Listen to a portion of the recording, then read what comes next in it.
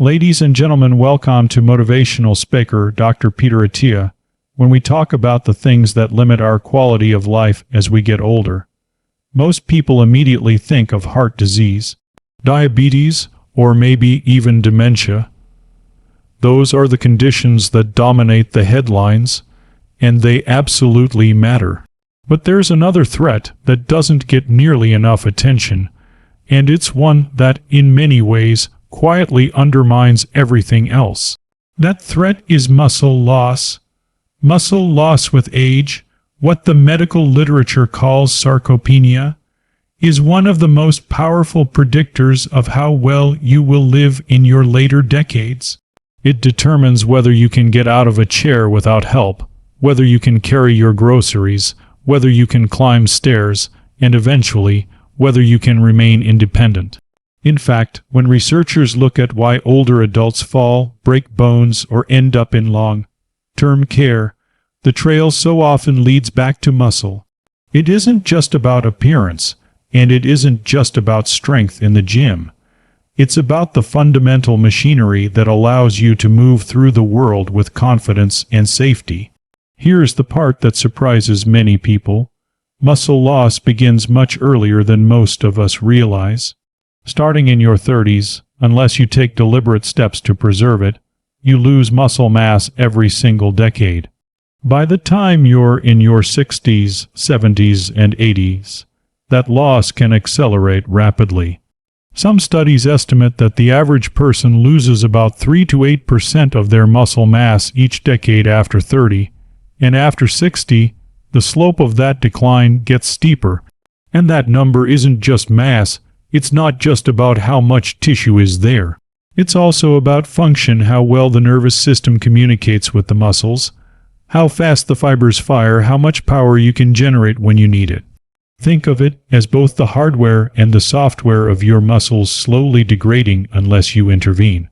Now, why does this matter so much? Because muscle is not just tissue that moves your bones. It's actually the largest reservoir of protein in your body, and it plays a critical role in glucose regulation, metabolism, and even immune function. When you get sick or injured, your body often pulls on muscle protein to help fuel recovery. That means the less muscle you have, the less reserve you carry into times of stress. That's why hospital stays are so much more dangerous for older adults with low muscle mass. They simply don't have the cushion to absorb the hit. Think about the cascade. Less muscle means less strength. Less strength means a higher risk of falling. Falls are the leading cause of injury-related death in people over 65. It sounds dramatic, but the data back it up. A single fall, a single hip fracture, can transform a life from independent to dependent overnight. And the irony is that so many of these events are preventable if we act early and consistently to preserve muscle. But here's where it gets really interesting. Most people, when they imagine aging, picture the visible wrinkles on the skin, the gray hair, maybe even slower memory. But what's happening to muscle is less visible until it's not. You don't notice the first 10 or 20% you lose, because daily life doesn't demand your maximum capacity. But then one day, climbing the stairs feels harder, carrying luggage becomes a chore, getting off the floor after playing with your grandkids feels awkward. What you're experiencing in those moments is the silent erosion of a critical organ system. And yes, muscle is an organ, not just tissue. It communicates with your brain, your liver, and your metabolism through chemical messengers called myokines. When you lose muscle, you're not just losing strength. You're losing a signaling hub that helps regulate your entire physiology. I sometimes think of it like a retirement account. If you stop contributing in your 30s and 40s, you don't feel the pain immediately. You can still pay your bills. Life looks fine. But decades later, when you actually need that account to support you, you suddenly realize you don't have enough saved. Muscle works the same way. If you're not intentionally maintaining and building it across your lifespan, you're quietly setting yourself up for a deficit in the years when you need it most. And here's the paradox. Many people assume that slowing down in their 60s or 70s is just part of aging, something written into their genes. But the research shows that muscle loss is not an inevitable decline. It's a modifiable risk factor, which means you can slow it and in some cases even reverse it. The catch is that you have to treat it with the seriousness it deserves, not as an afterthought. If you want proof, just look at the people in their 70s and 80s who continue to train and eat with intention. They move like people decades younger, they recover from illness faster, they maintain autonomy, they don't avoid aging, of course, none of us do. But they navigate it with a resilience that comes directly from muscle. The point is this: muscle loss is not just about vanity, and it's not just about exercise. It's about your ability to live a full, independent, and safe life as the decades pass. Ignoring it is like ignoring the foundation of your house while focusing only on the paint and the furniture. Sooner or later, the structure gives way. Addressing it means recognizing that muscle is one of the most valuable assets you own. And the earlier you begin protecting it, the greater the compounding benefit will be. So when I say muscle loss is the silent threat of aging, I mean it literally. It doesn't announce itself loudly. It creeps in quietly year by year, until suddenly you realize you've crossed a threshold where everyday activities feel harder, riskier, or even impossible. But the good news is that once you see it clearly, you can do something about it. The real tragedy would be to let this threat go unnoticed until it's too late. Sleep is one of those things we take for granted until it starts slipping away. We often think of it as just rest, as the downtime between the real parts of life. But in reality, sleep is one of the most active, most productive states your body enters into every single day. For anyone who cares about keeping their muscles strong as they age, what happens during sleep is not optional background noise. It's the centerpiece of repair and growth. If you're over 60, 70, or 80, the difference between waking up weaker and waking up stronger very often comes down to what happens at night. To understand why sleep matters so much, you need to know that muscle tissue is in a constant state of turnover. Throughout the day, you're breaking down muscle proteins and at the same time building new ones. This cycle is happening all the time. But the balance between breakdown and building is what determines whether you gain, maintain, or lose muscle over time. When you're young, the building side of the equation tends to be strong. Hormones like growth hormone and testosterone are higher, recovery is faster, and even sloppy habits don't punish you as quickly. But as you age, the body becomes less efficient at repairing itself. The signal to build muscle gets weaker.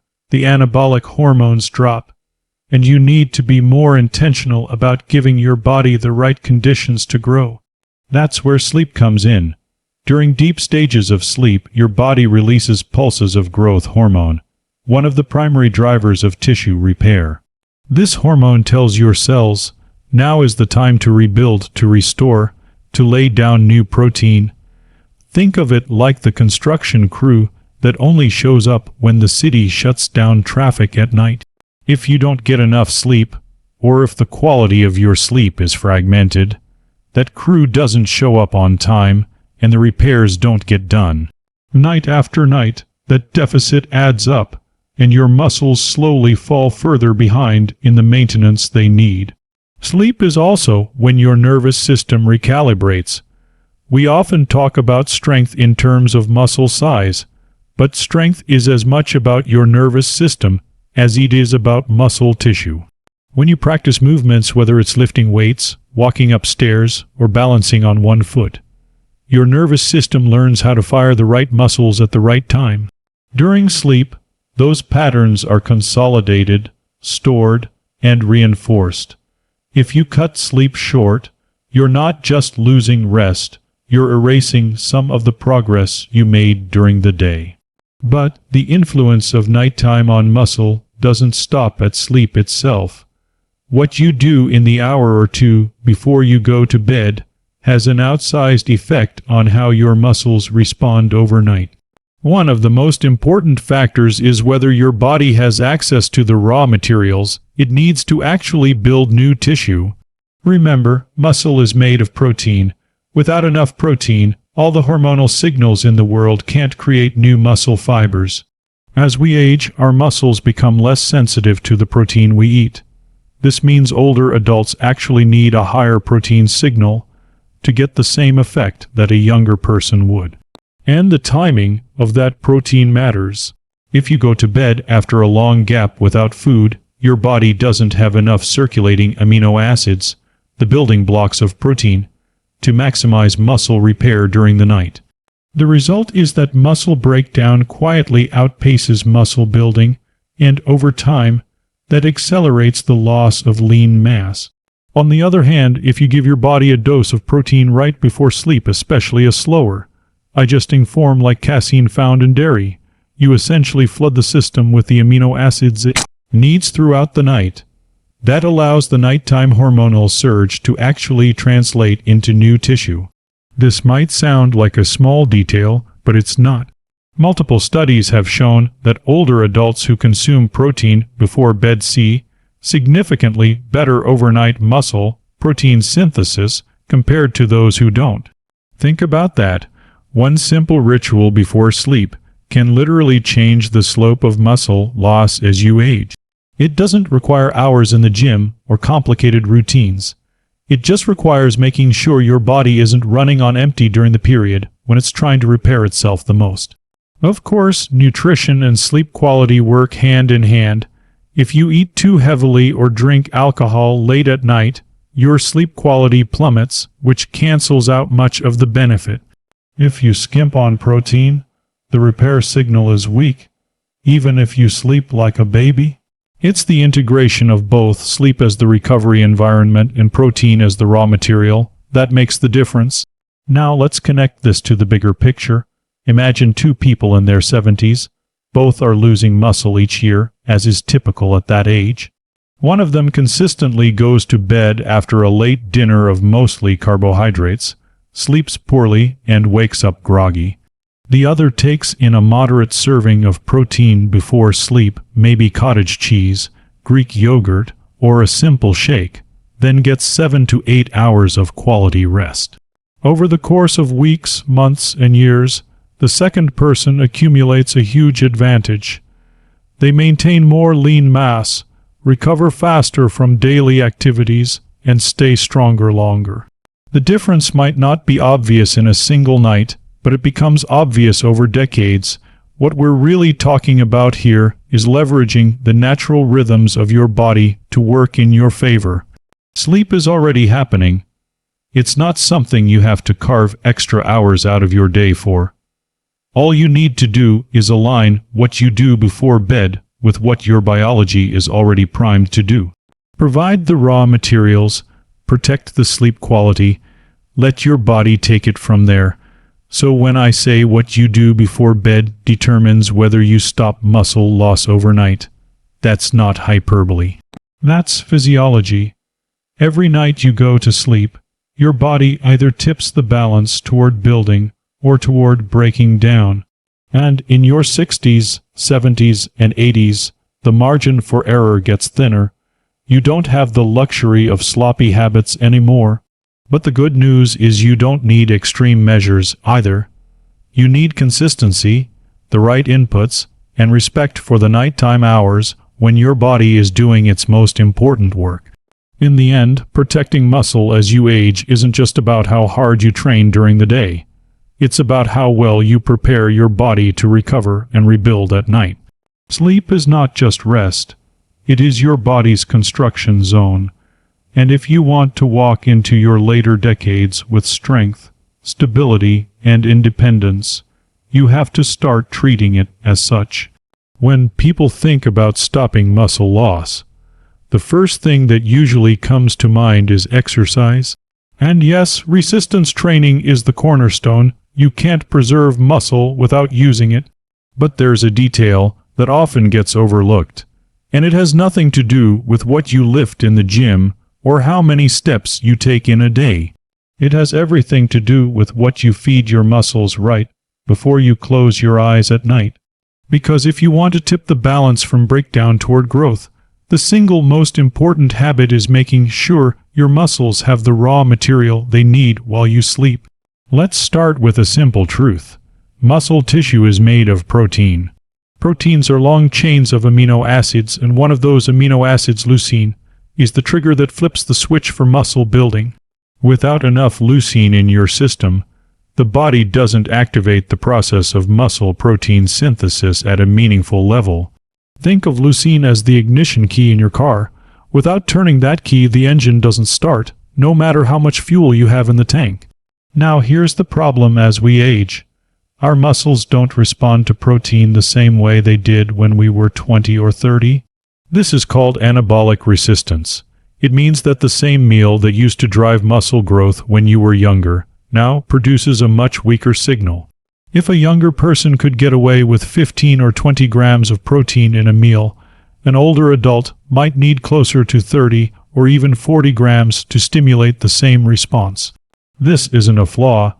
It's simply how the body changes over time, but it means that for people in their 60s, 70s, and 80s, protein timing and quality become absolutely essential.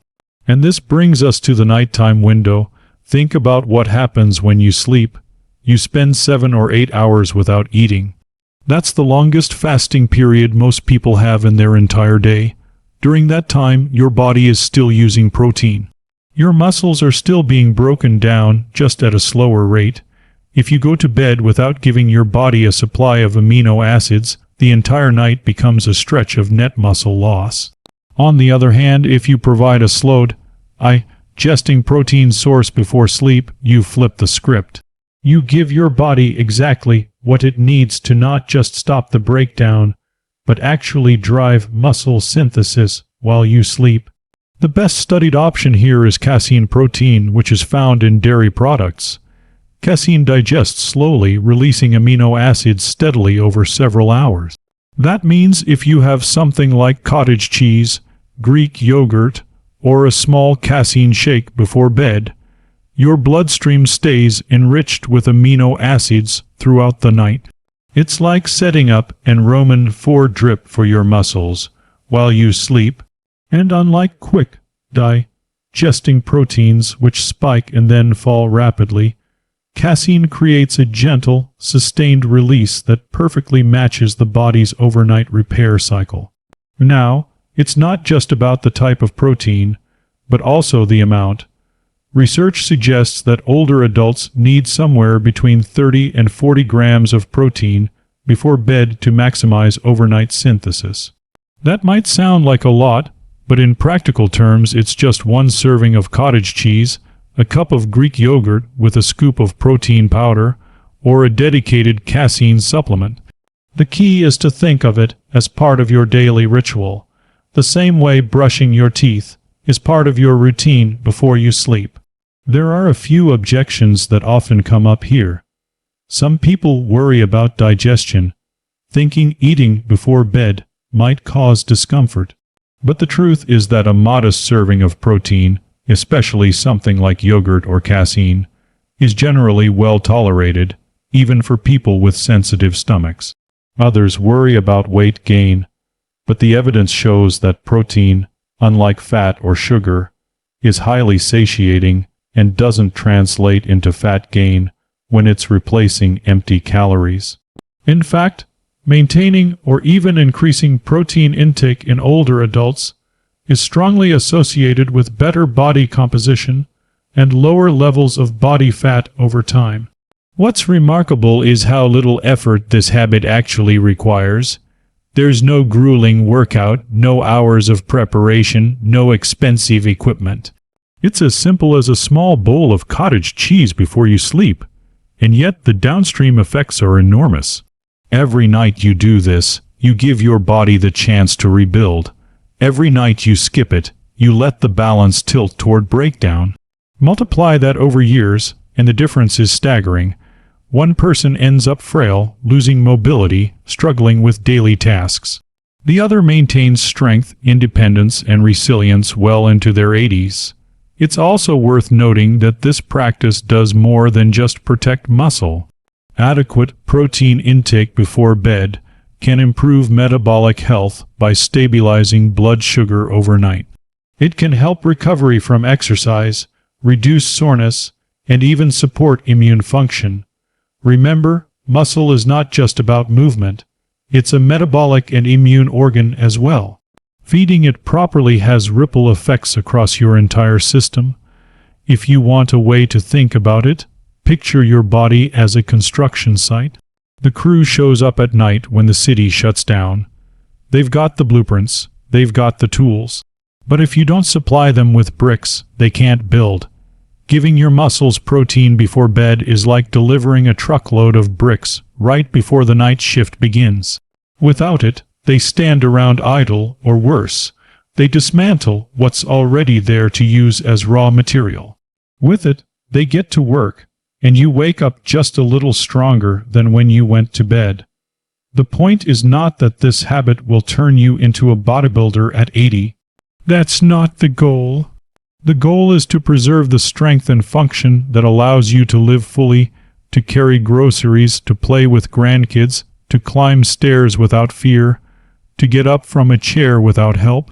Those things don't require massive muscles. They require steady, consistent maintenance. And that maintenance depends, in large part, on whether you give your body the right fuel before you shut down for the night. So if you're serious about stopping muscle loss, don't think of this as an optional hack. Think of it as a foundational ritual, as essential as brushing your teeth. Because in the battle against muscle loss, the night is where much of the fight is won or lost. What you do before bed is not a minor detail. It's the hinge on which tomorrow's strength depends. We've talked about the silent threat of muscle loss. We've talked about how sleep is the body's repair shop. And we've talked about the role of protein before bed in fueling that repair. But there's a final piece of the puzzle, and it's the one that ties everything together. Because protein alone, without the right signal, is not enough, and exercise alone, without the right fuel, doesn't reach its full potential. To truly stop muscle loss in your 60s, 70s, and 80s, you have to bring movement and nutrition together in a deliberate way.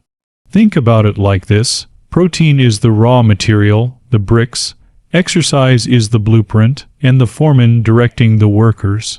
You can have all the bricks in the world delivered to the construction site, but if there's no one directing where they should go, they'll just sit in a pile.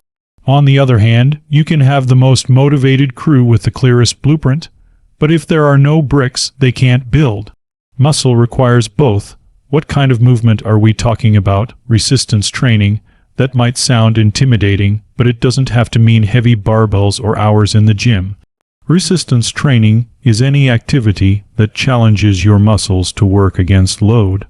It could be bodyweight exercises like squats and push-ups.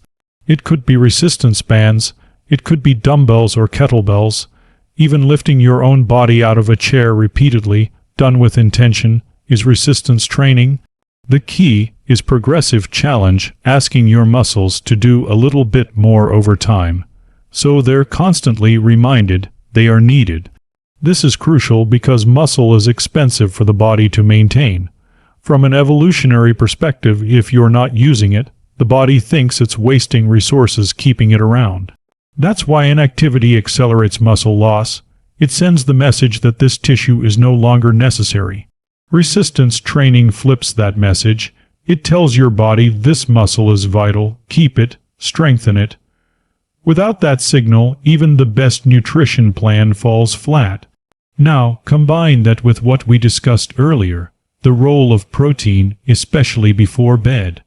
Exercise provides the stimulus, but the repair and growth happen afterward, mostly at night. When you train, you create small amounts of damage in the muscle fibers. That damage is not a bad thing. It's the trigger for adaptation. Your body senses it, and during recovery, it rebuilds the fibers a little stronger, a little more resilient. But here's the catch. It can only rebuild if the bricks are available. If you've done your part with resistance training, but you go to bed without protein, you've sent the workers home empty-handed. If you do both train during the day, feed your muscles before bed, you've created the perfect conditions for preservation and growth. This synergy is especially powerful in older adults. Research shows that when people in their 60s, 70s, and 80s combine resistance exercise with protein intake, the results are far greater than either intervention alone. It's not 1 + 1 = 2. It's more like 1 + 1 = 3. The exercise makes the muscles more sensitive to protein. The protein provides the raw material for the muscles to respond to exercise. Together, they amplify each other. Let me give you a simple example. Imagine two men in their 70s, both eat a decent diet. One doesn't exercise, and every night he has a high-protein snack before bed.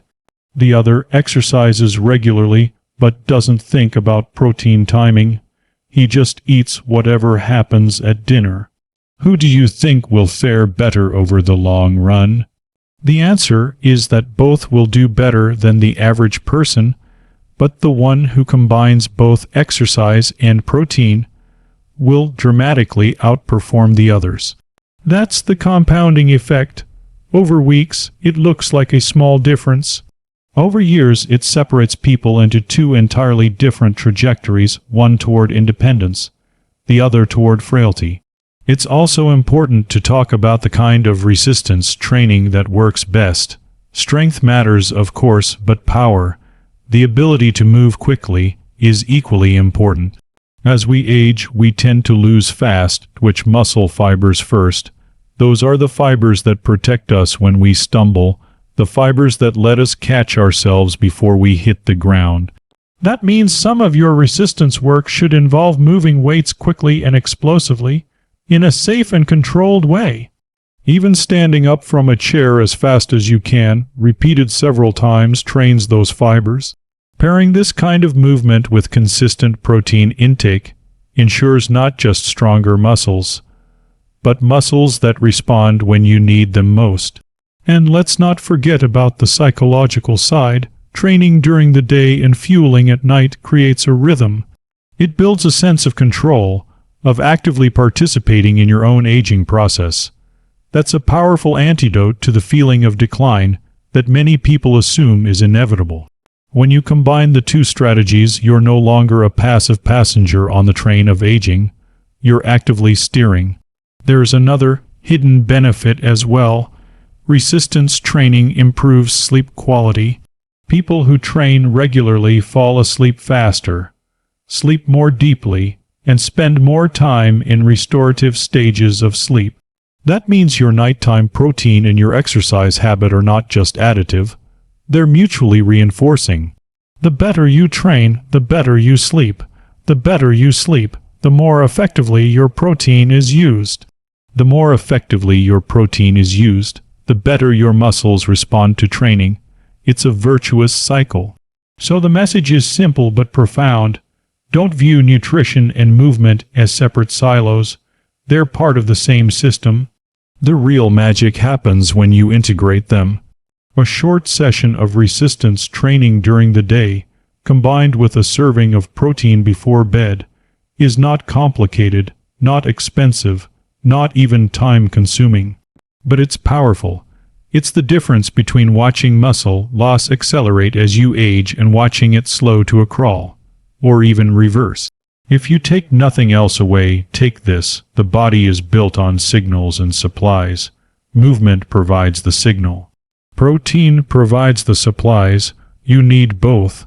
And when you combine them consistently, even in your 60s, 70s, and 80s, you're not just hanging on to muscle. You're protecting your independence, your vitality, and your future.